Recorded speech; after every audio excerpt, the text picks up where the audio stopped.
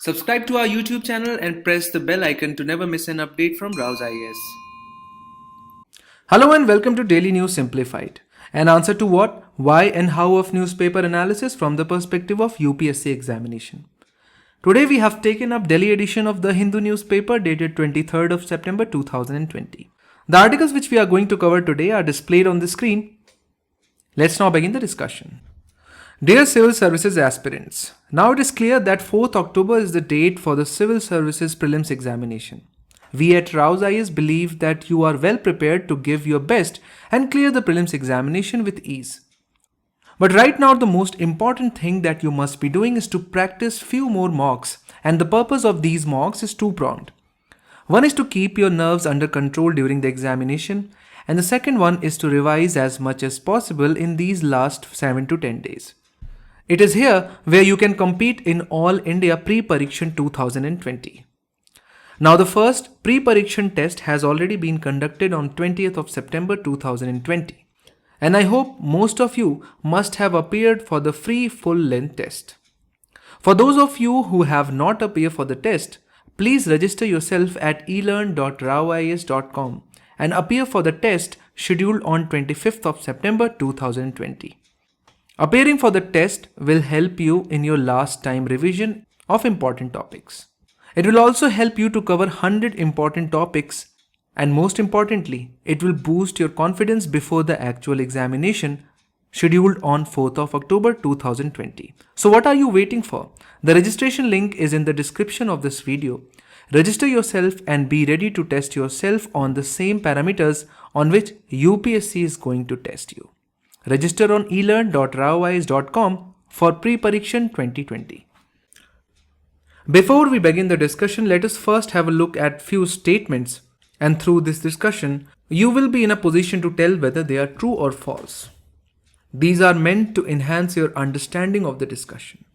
Statement 1 is SAARC Secretariat is located at Dhaka as it was founded in Dhaka.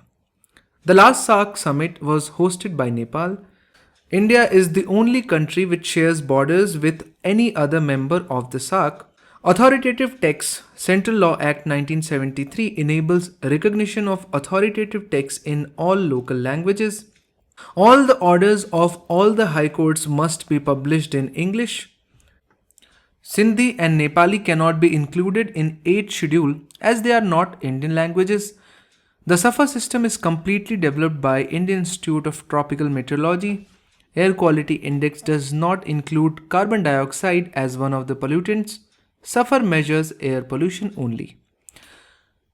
It is expected that you will learn the right answers in the discussion itself, but in case you don't, the answers are given. The article Uniting to Combat COVID-19 appears on page number 7. It talks about how South Asian region together could make use of its existing institutional framework under the umbrella of SAARC. This article talks as to how South Asian region has observed very low mortality rate with respect to COVID-19 pandemic, and which can be attributed to a lot of factors. For example, tropical climate, protection offered by a tuberculosis vaccine, exposure to malaria, and of course, weaker strain of the virus circulating in this part of the world. So these are all hypotheses. Author goes on to say that the response against COVID-19 in South Asia has been varied and uncoordinated. And then he goes on to talk as to how a coordinated response mechanism can be developed within the framework of SAARC. Now, this overall editorial is not very relevant from the perspective of UPSC examination.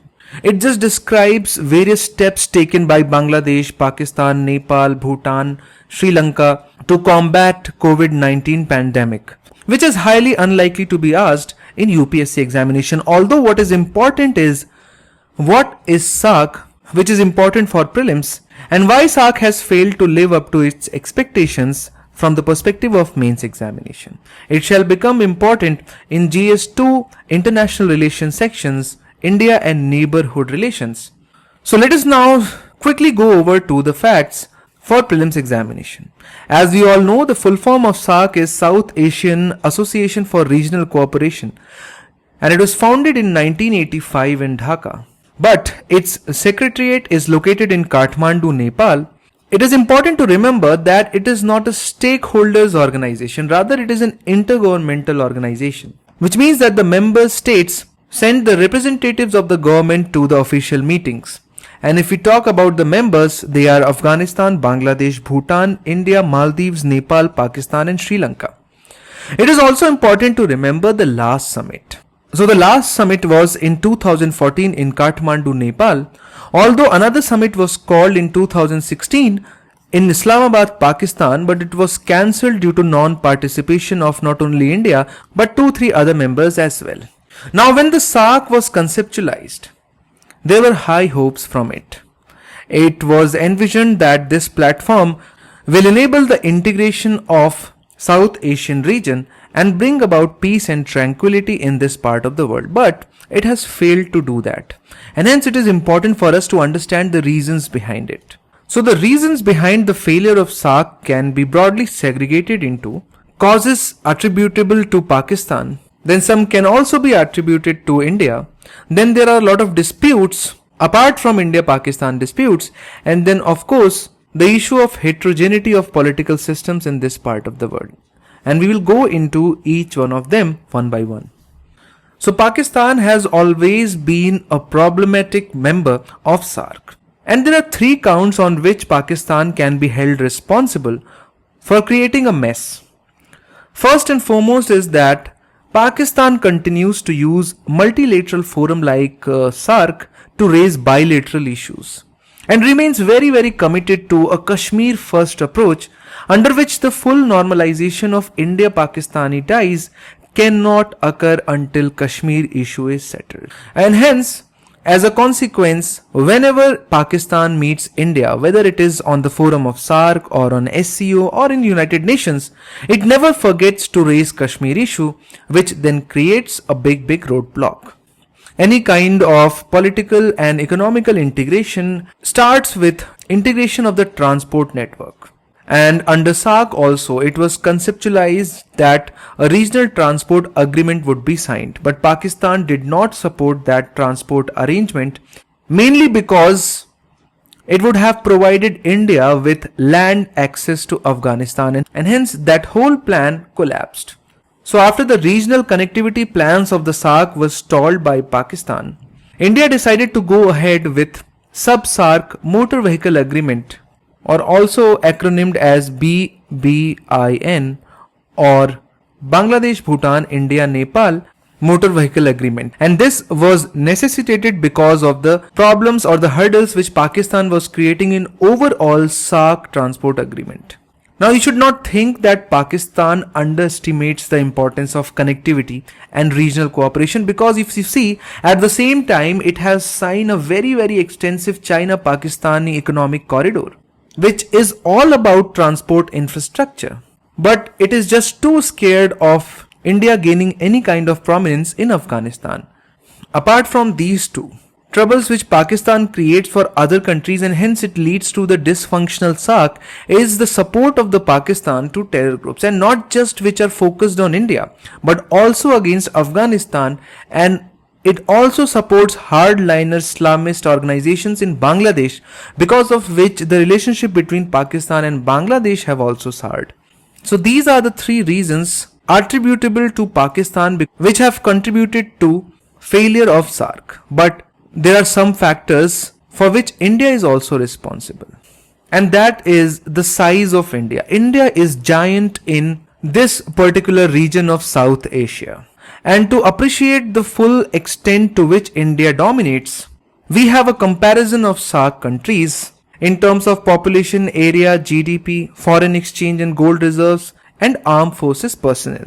If you look at India, it has around 70% of the population of this region, around 65% of the overall area, around 80% of the GDP of the region, around 85% of overall foreign exchange reserves, around 90% of overall FDI flowing into the South Asian region, and around 60% of overall armed force personnel. So you can understand the hugeness of India in context of South Asian region, and one of the key reasons for SAARC's failure is that India is much larger than all the others put together.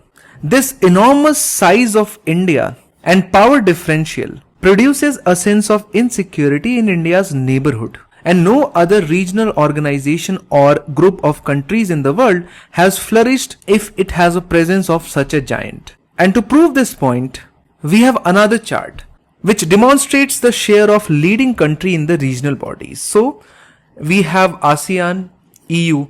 So in ASEAN, Indonesia is the leading country, which has 41% of the population, 42% of the area, 43% of the GDP. Similarly, in case of European Union, Germany is the leading country, which has 16% of the population, 8% of the area, 20% of the GDP, 1/4 of foreign exchange reserves. So you can understand that two of the most successful regional bodies, which are European Union and ASEAN, do not have any kind of giant. Whereas in case of India, in almost all the indices, it is more than 70 to 80%. In some cases, it is even reaching closer to 90%. And hence this vastness of India in all matters ranging from population, area to economy induces a sense of insecurity. And one of the reasons behind success of ASEAN and European Union is the absence of any such giant. Another important issue is the way the geography of this particular region. If you see, India is large and it is also centrally located. But if you see the borders which the members of SAARC share with each other, India has border with each member of SAARC. But if you leave Pakistan and Afghanistan, no other two members of SAARC share any kind of borders with each other. For example, Nepal doesn't share borders with Bhutan. Bhutan doesn't share border with Bangladesh. Bangladesh doesn't share border with any other member of SAARC except India. So these are the two factors which have put other members of SAARC into a kind of anxious state. And hence, they themselves are not very optimistic about the future of the SAARC. So far, we have dealt reasons with respect to Pakistan and India, which have contributed to the failure of SAARC. Let us now look at other issues, and those deal with disputes. Disputes dealing with boundaries and disputes dealing with water sharing. No region in the world can prosper if the countries in that region have disputed or troubled international boundaries. If you look at this particular region, India has disputed borders with Pakistan. Pakistan has a lot of dispute with Afghanistan. Recently, Nepal has published a new map which has created a new boundary dispute between India and Nepal. The boundary dispute between India and Bangladesh was just recently settled. So, although India does not have boundary dispute with Sri Lanka, but the Indian state of Tamil Nadu continues to feel strongly about uninhabited island of Kachativu. And also there is a matter of fishermen crossing the boundaries and being captured by each other's police. So these are the matters which frequently create problems among the member countries. Apart from that, there is a long-standing issue of water sharing. The region is gravely divided over the distribution and management of river waters. There is a water sharing dispute between India and Pakistan. Then of course India and Bangladesh have a long unresolved problem with respect to river. So these are the matters which create a roadblock in this region coming together. And then finally, you cannot underestimate the role of political systems in these countries. Differences in political systems also hinder regional cooperation. Because other than India, none of the SAARC countries are stable or a secular democracy. And it is seen that more often than not, authoritarian rulers in the vicinity of India try to utilize and even whip up anti-India sentiments to gain political mileage. And hence, unless and until in the South Asian region democracy takes a strong hold, the future of SAARC as a homogeneous and successful regional group will always be questionable. So these are the major reasons behind the failure of the SAARC. It is very important from the perspective of mains examination, where you could be directly asked to state the reasons, and these 4 reasons along with their sub points are more than sufficient to write an answer in 250 words. Let's now move on to the next news. Next news item appears as an editorial on page number 6. making the language of the law comprehensible. This particular article deals with the latest Environment Impact Assessment notification and the publication of the central notification in English and Hindi only. And since Environment Impact Assessment is something which almost all the citizens of our country should be aware of, there have been a lot of demands that this particular notification along with many others should be published in all the languages mentioned in the 8th schedule. Language indeed has been one of the most vexatious issue of Indian federalism. It has not only created trouble between the center and the states, but its manifestations are also felt in interstate relations. And hence in this regard, it becomes important for us to first understand what are the provisions of the Constitution dealing with the matter of language. What Constitution says with respect to the language of the union, language of the states, how states are going to communicate among each other, because most states have language which is very different from its neighboring states. So we will start by first understanding the constitutional provisions with respect to language of the union, language of the judiciary, regional languages and special directives given in the constitution, and then we will finally understand the claim of the author. So the matters dealing with languages have been mentioned in part 17 of the Constitution of India, which is titled as Official Languages. And there are 4 chapters. Chapter 1 dealing with language of the Union. Chapter 2 dealing with regional languages or official languages of the state. Language 3 dealing with the language of the Supreme Court and the High Courts, which is the languages of the higher judiciary. And chapter 4 dealing with special directives. Now, since the language of the Constitution is very difficult to understand, we will directly look into the short notes which we have prepared for you of all these 4 chapters, and we will try to understand the main provisions in each one of these chapters. Starting with the language of the Union. Now, if someone asks you what is the official language of Indian Union, and that is Hindi written in Devanagari script, is to be the official language of the Union, and this is given in the Constitution of India. But the form of numerals to be used for the official purposes of the Union has to be the international form of Indian numerals and not the one which are written in Devanagari scripts.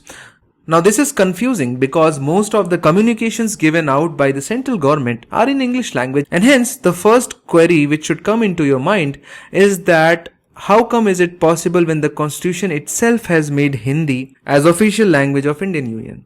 And that is because of another article which mandates that for a period of 15 years from the commencement of Constitution, that means the Constitution's commencement started in 1950. So just after the commencement of the Constitution and until 15 years from there on, the English language would continue to be used for all the official purposes of the Union for which it was being used before 1950. Since the end date for the English to be used as official language was written, why is still all the communication is in English? And that is because of the next article which says that even after 15 years, Parliament may provide for the continued use of English language for the specified purposes. So first, Constitution made sure that in order to maintain continuity, English is used for 15 years, and then it gave the power to the Parliament to allow the continuance of English even after 15 years. And hence accordingly, Parliament enacted Official Languages Act 1963. The Act provided for continued use of English in addition to Hindi for all official purposes of the Union and also for the transaction of business in Parliament. Now you can understand that as far as the language of the Union is concerned, it is governed by both Constitution as well as legislation enacted by the Parliament. So these are the two sources which ultimately determine the language of the Union. What about the language of the states or regional languages? So there is a big difference between the two, and that is that the Constitution does not specify official languages of the states as it did in the case of Union. And of course it makes sense, keeping in view the diversity of India, this flexibility was provided. And just like in the case of center, the power was given to parliament, in case of states, the power was given to legislature. Constitution says that legislature of a state may adopt any one or more of the languages in use in a state or Hindi as the official language of a particular state. So utilizing the provisions of this particular article, most of the states have adopted the major regional language as their own official language. For example, Andhra Pradesh has adopted Telugu, Kerala, Malayalam, Assam, Assamese, Odisha, Odia, and various states in the north, for example, Himachal Pradesh, Uttar Pradesh, Uttarakhand, Madhya Pradesh, Chhattisgarh, Bihar, Jharkhand, Haryana, and Rajasthan have adopted Hindi. They were able to do that simply because the constitution says that legislature of a state may adopt any one or more of the languages in use in a state as their own official language. Now the matter doesn't end there, because a state needs to talk to two entities, another states and center. And for this linkage, the Constitution of India says that the official language of the Union would remain the link language for communication as far as interstate communication is concerned and the communication with the center is concerned. But there is an exception over here. If two or more states agree to use Hindi for communicating among each other, they can agree to do so, and that will be held totally legal. For example, Rajasthan, Uttar Pradesh, Madhya Pradesh and Bihar have entered into such an agreement, and any official communication among these four states is done in Hindi. So that provision has also been given in the constitution. Then another very important clause of regional languages section of constitution is the directives given by the president. So when a president is satisfied that a substantial proportion of the population of a state desires the use of any language spoken by them to be recognized by that particular state, then the president may direct that such language shall also be officially recognized in that particular state. So a big discretion and a power has been entrusted with the president, and that has been done to protect the linguistic interests of minorities in a particular state. It was felt that a language spoken by a very small section of people in a state may never be protected and recognized as official language, and hence that protection can be enabled directly from the central government through president, which can order a particular language being spoken in a particular state to be recognized as an official language of that particular state. So far we have done language of the union and regional languages. But what about the judiciary? Does constitution says anything about the language to be used in the conduct of the business of the higher judiciary? Yes, constitution makes very important and significant provisions with respect to language to be used by the judiciary. And first and foremost is that until parliament provides otherwise, two things are to be in English language only.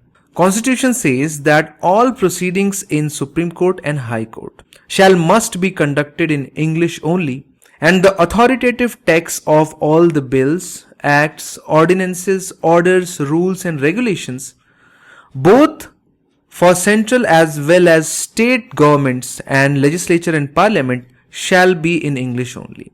What does authoritative text means? Now we know that bills and acts, ordinance, orders, rules, regulations and even judgments are dependent on the language and their interpretation. And most of the legal trouble originates because of the language and the words or the grammar used in that particular language. So authoritative text is recognized or accepted as being true or reliable. And if there is any kind of confusion with respect to implementation of an order or act or any other regulation, then the authoritative text and the meaning which is arrived at by reading of that particular text shall be considered as supreme, and hence authoritative text has a big importance in law. The constitution also says until parliament provides otherwise. So you should keep this important fact in mind, that parliament can change both these provisions. So the power has been given by the constitution to the parliament to change the language which will be used in the proceedings of Supreme Court and High Court and to also change the language in which authoritative texts of these things shall be published. So obviously now the question arises that since all the people in our country are not well versed in English language, and so is it not violation of natural justice that all the justice shall be carried out in a particular language which is alien to Indian people? And that is why the Constitution has made a provision in which the governor of a state, with previous consent of the president, can authorize the use of Hindi or any other official language of the state in the proceedings in the High Court of the state. So if the governor feels that in Karnataka it is important for people to plead in Kannada, then governor, after taking consent from president, allow that to happen. But Constitution specifically mentions that this provision will not be applicable to judgments, decrees and orders. So all these three things will continue to remain in English or any other language which the parliament can provide for, but the governor can allow the proceedings in the High Court to happen in any other language. So far we have seen three things: language of the Union, regional languages and language of the judiciary. Let's now understand the special directives given in the Constitution.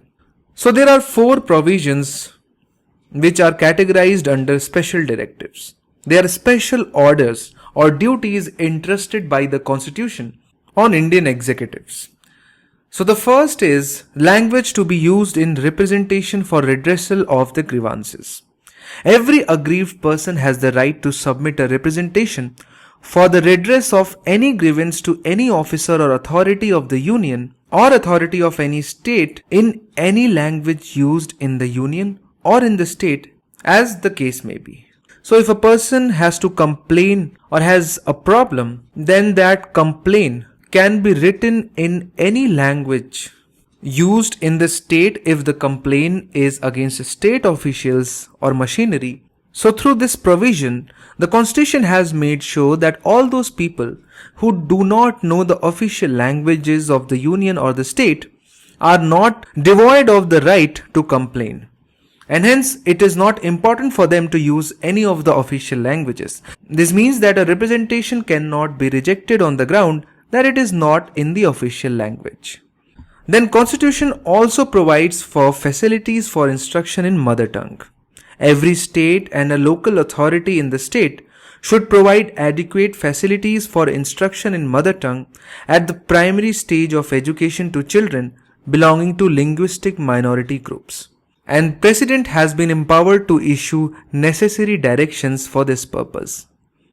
Then in order to safeguard various kinds of rights given to linguistic minorities in our country, the Constitution makes the provision of appointment of special officer for linguistic minorities. The President should appoint a special officer for linguistic minorities to investigate all matters relating to the constitutional safeguards for linguistic minorities and report to him.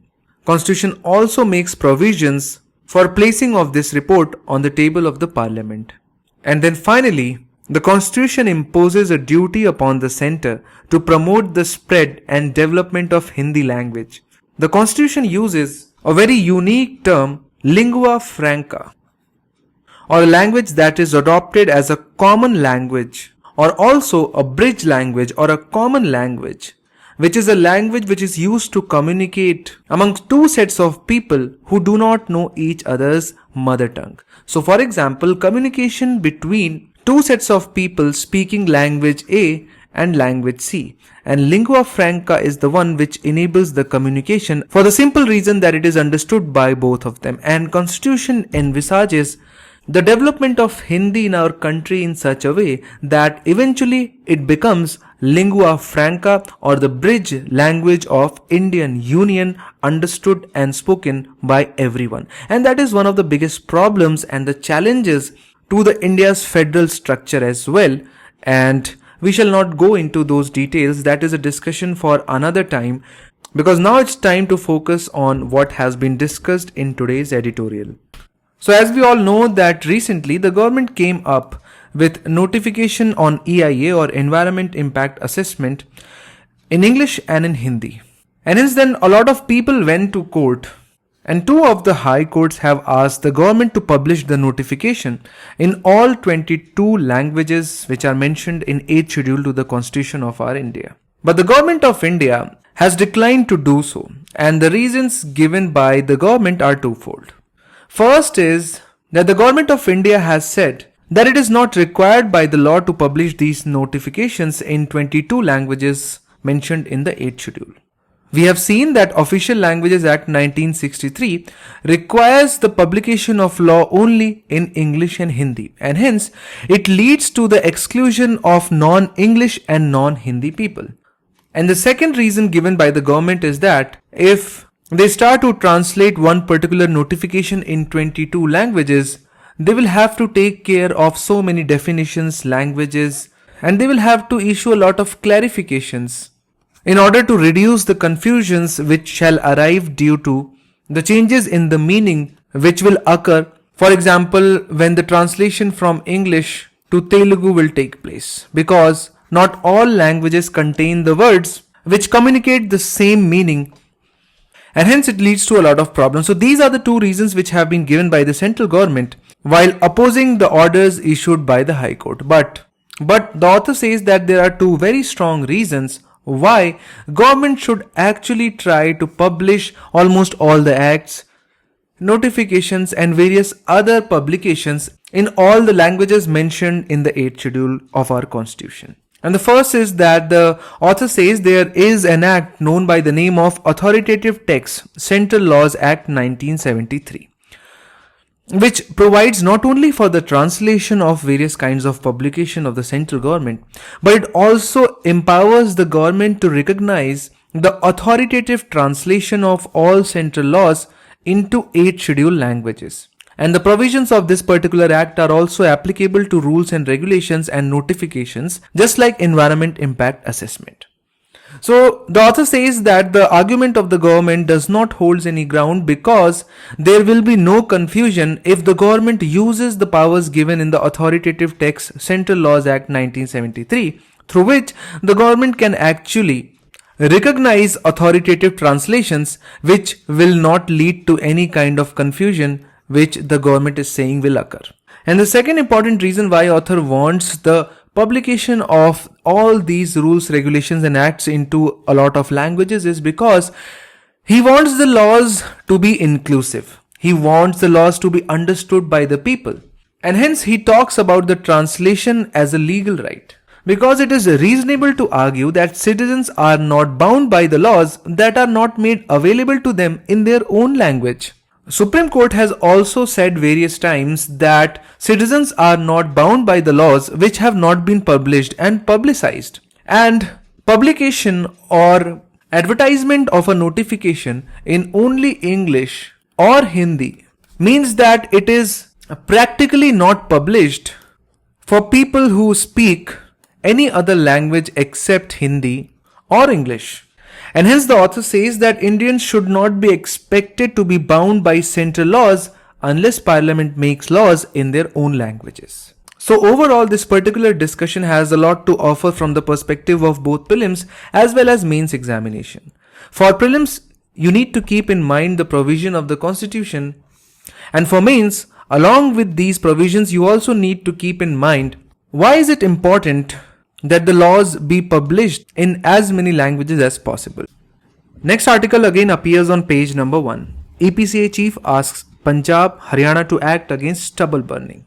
Now it has come to the notice that the incidence of early burning of crop residue was taking place in Punjab and Haryana. Now this has come to the limelight because of a system of air quality and weather forecasting and research, or SAFAR.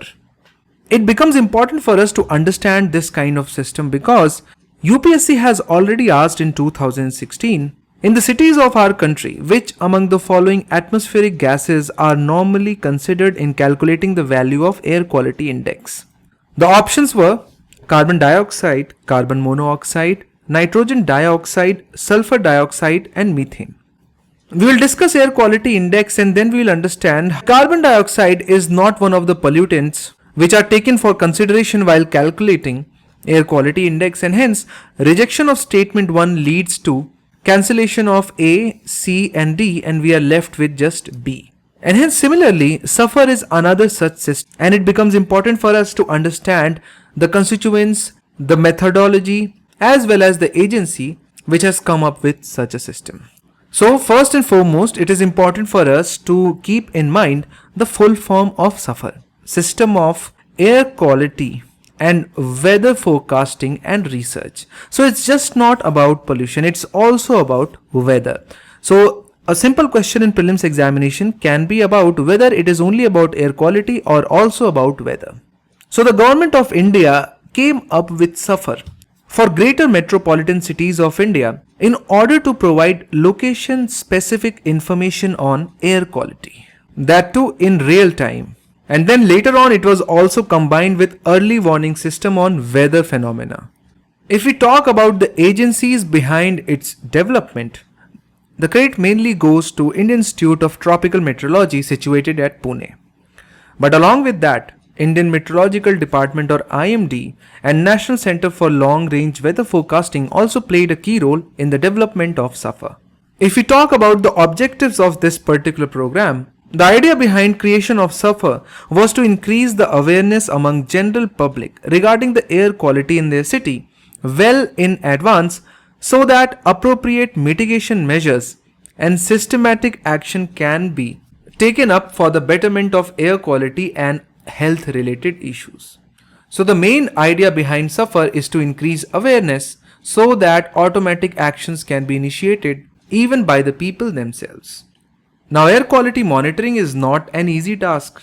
The common mistake which anyone can do is representing big cities' air quality based on single station value or a data collected only at a single location. And that is a big problem because if the sample is collected from this place and if the city extends to 200 kilometers beyond this location, and if there is a factory located just beside this location, then of course the overall level of pollution will come out to be much worse than what it actually is.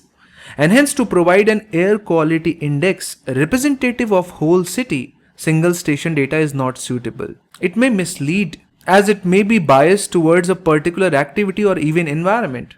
And hence, what is different in SAFAR is that it relies on two mechanisms. First is air quality monitoring stations, and the second is automatic weather stations established within city limits at multiple locations. So just to give you an idea, if you look at the network of SAFAR in Pune, the samples are collected at 11 locations in Pune. Similarly in Delhi also, the samples are collected from 11 different locations. So that is a very good thing about SAFAR. But then just like air quality index, we also need to know what are the parameters on which the data is collected. And since we know that it is about air quality as well as about weather, it collects data on pollutants PM1, PM2.5, PM10. So these three are particulate matters. Then as far as gases are concerned, ozone, carbon monoxide, various kinds of nitrogen oxides, sulfur dioxide, black carbon, methane, non-methane hydrocarbons, VOCs, benzene and mercury. So it is a very long list, and it is important to keep in mind few of them. But again, carbon dioxide is missing from this list as well. Then if we talk about weather parameters, it collects data on UV radiation, rainfall, temperature, humidity, wind speed as well as direction and solar radiation. We have a chart of components of air quality index as well, and we will see how many of them are common in both of them. So as we can see, PM10 and PM2.5 are common but not PM1. Then nitrogen oxide and ozone are common as well. Carbon monoxide is common.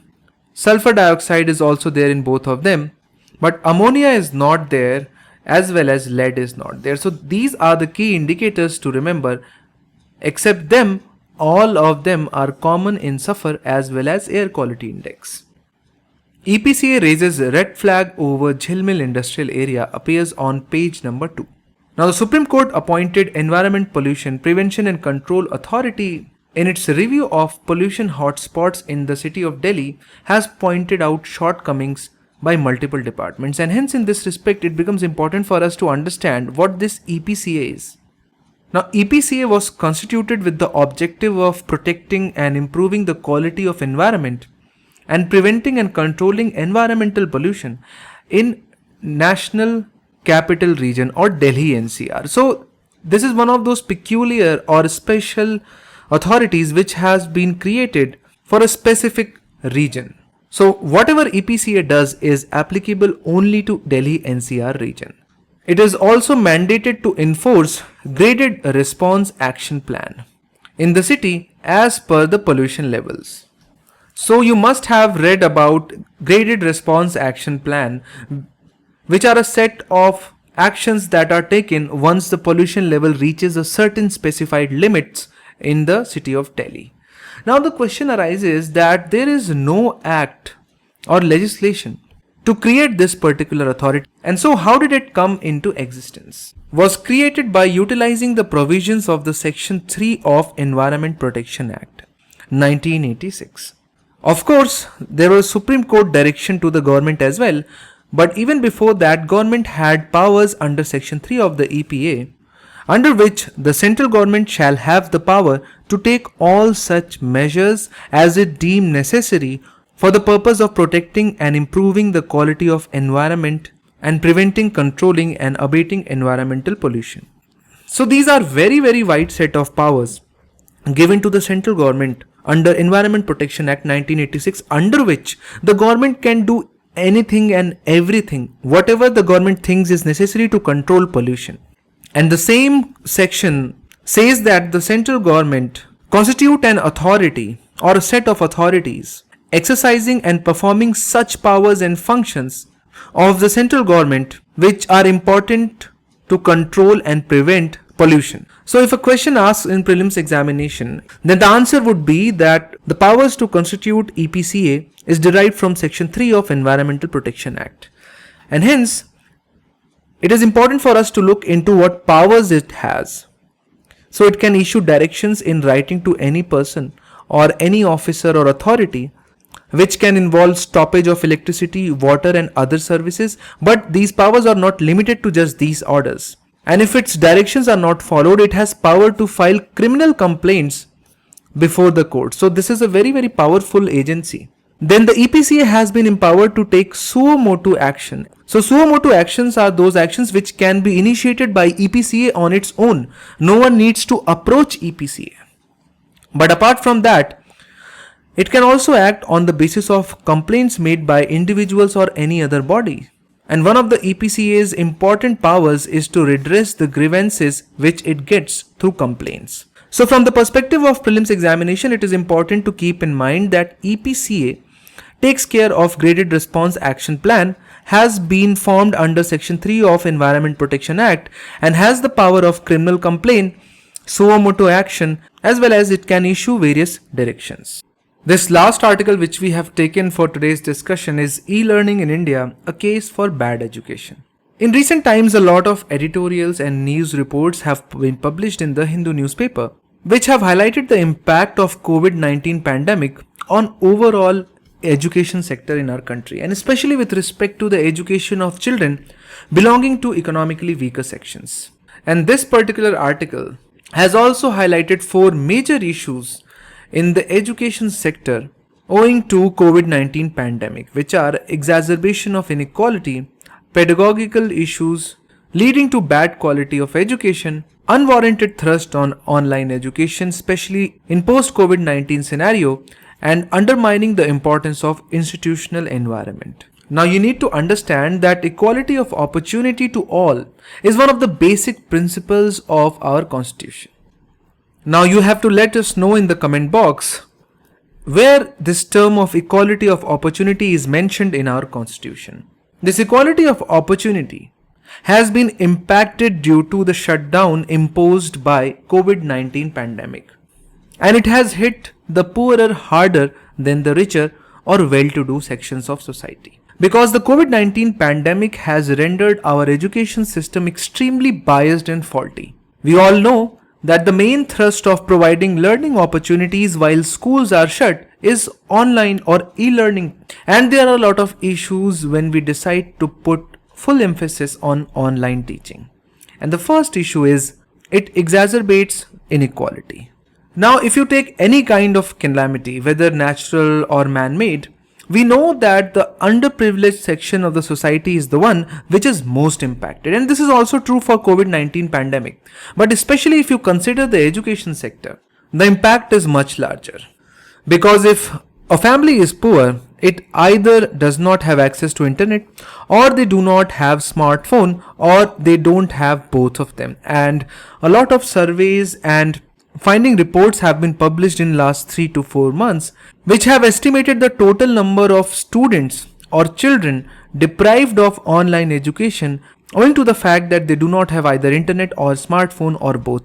And that is why we talk about exacerbation of inequality, because earlier the inequality was limited to good school and bad school.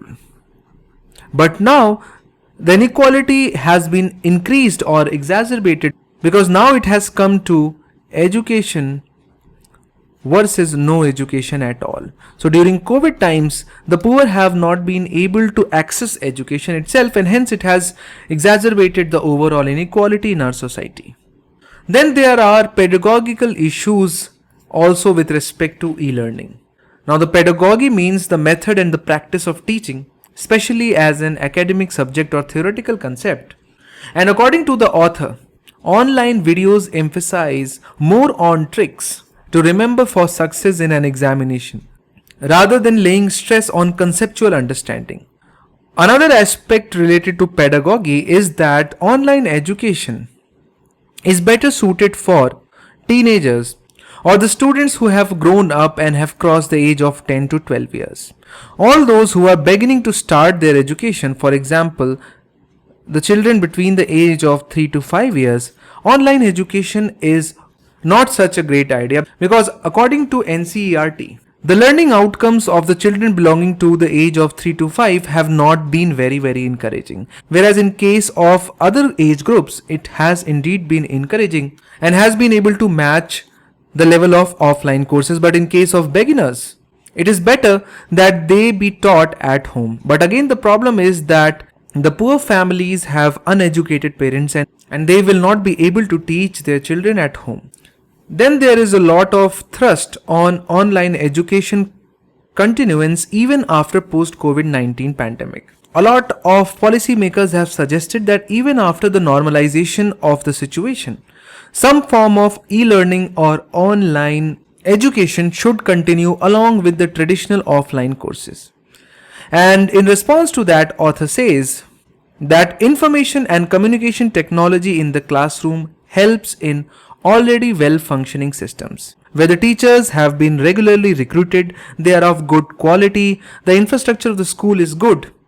But if these things are not taken care of, then ICT either has no benefits or it has negative impact in such systems which are not well performing. So the author recommends use of IT in a very balanced manner.